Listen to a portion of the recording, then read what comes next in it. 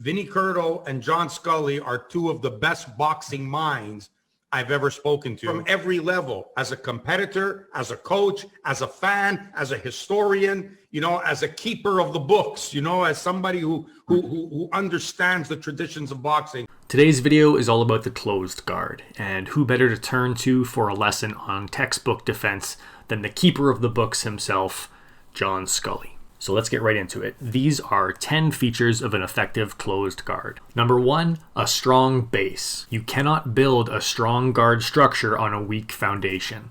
To stay balanced while blocking punches, we have to build from the ground up, making sure to check the following 4 boxes. First, we should aim for roughly 50-50 weight distribution in the legs, more or less. You just need to be ready to shift or lean or pull or punch as needed, which means not favoring the front or back leg excessively. Second, we need to keep the back foot active, using that leg as a support beam and shock absorber to be able to meet the force of punches and stay strong under fire. Third, we need to maintain a proper heel-toe alignment. This not only keeps you balanced, able to step or slip or shift your weight in any direction you need, it's also the foot position you need to initiate most of your punches. Finally, you need to keep the knees bent and maintain an athletic position at all times. Even if you need to get tall, don't lock the legs out. Number 2, a strong posture.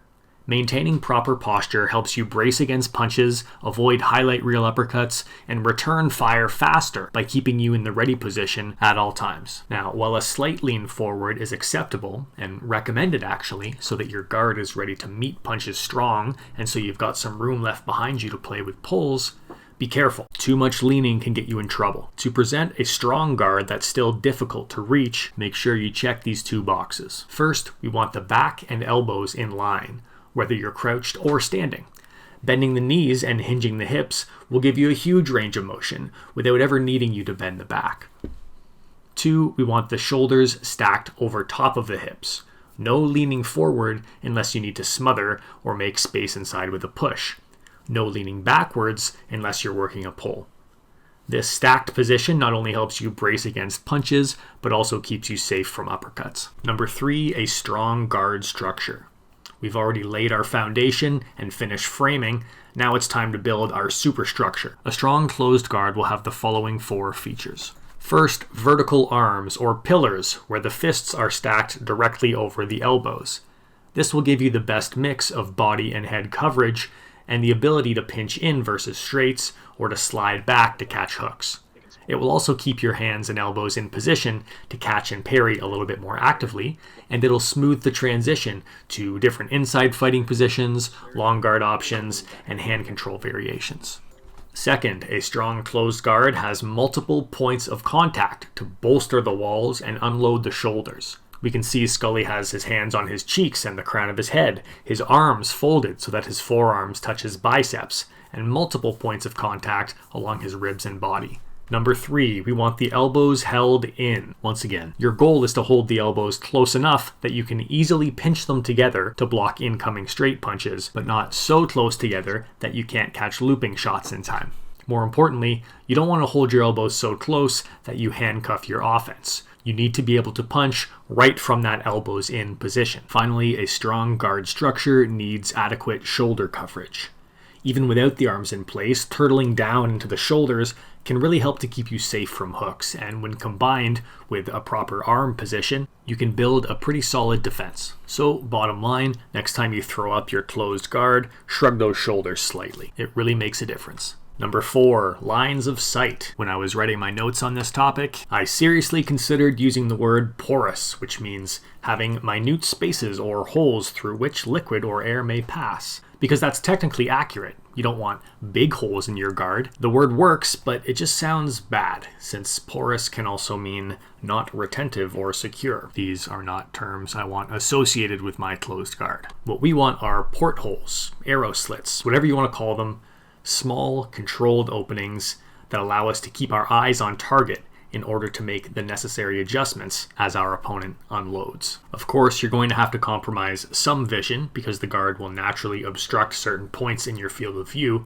but you should never completely lose sight of the opponent. The best closed guards find the right balance between coverage and visibility. While we're on the topic, it's also worth noting that we can use these pillars or obstructions as points of reference for our defense.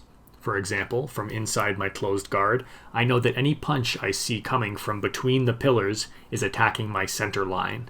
That means it's a straight punch or an uppercut, and I can either pinch to close that line and avoid the worst of it, or try to evade, probably with a slip or a pull or a drop in this case.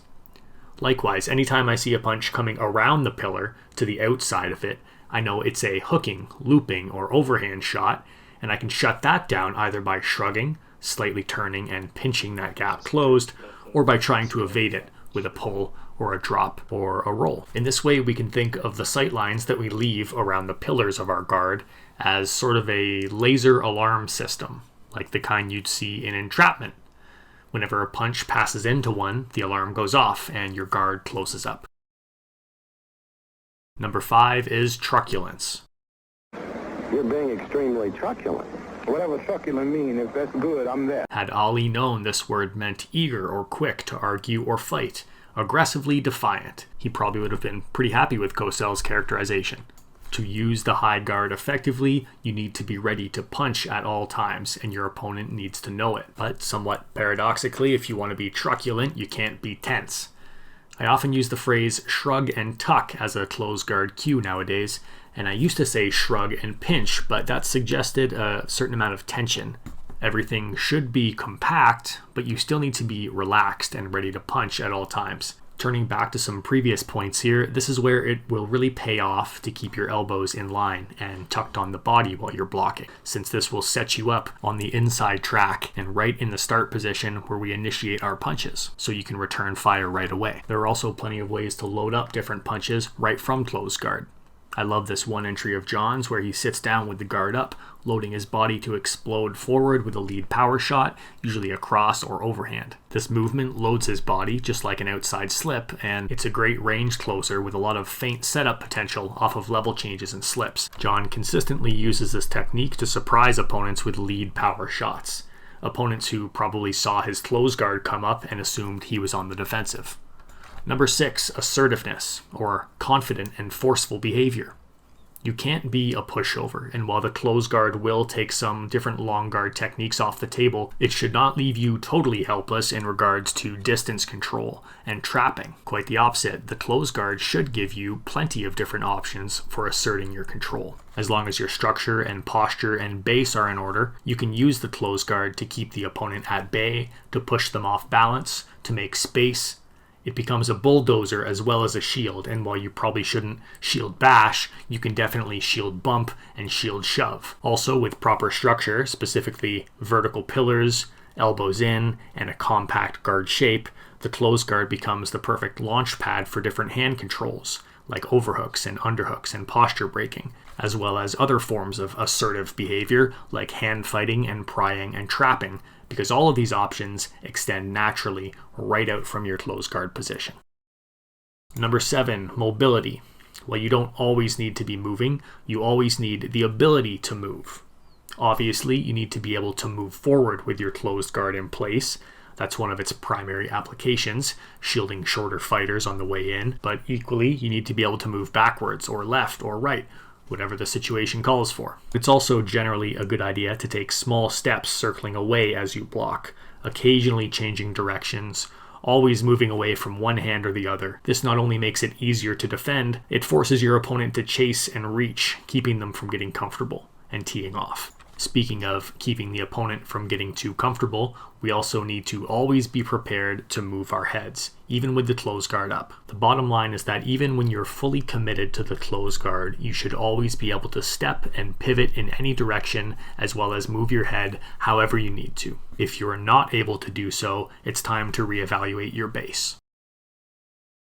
Number 8 is modularity, the degree to which a system's components may be separated and recombined, often with the benefit of flexibility and variety in use. Put simply, your closed guard should serve you well whether you choose to use it in pieces or as a unit. When it comes to defending one half of the head and body, the half guard should work just as well as the full guard. By developing your closed guard's modularity, you can defend one side while leaving a hand free for range finding or controlling or feinting or punching. And that is essentially what we're doing when we're playing with a long guard or an L guard shape. The rear hand maintains that modular closed guard shape to cover everything back at home base, while the lead hand extends and does work in enemy territory.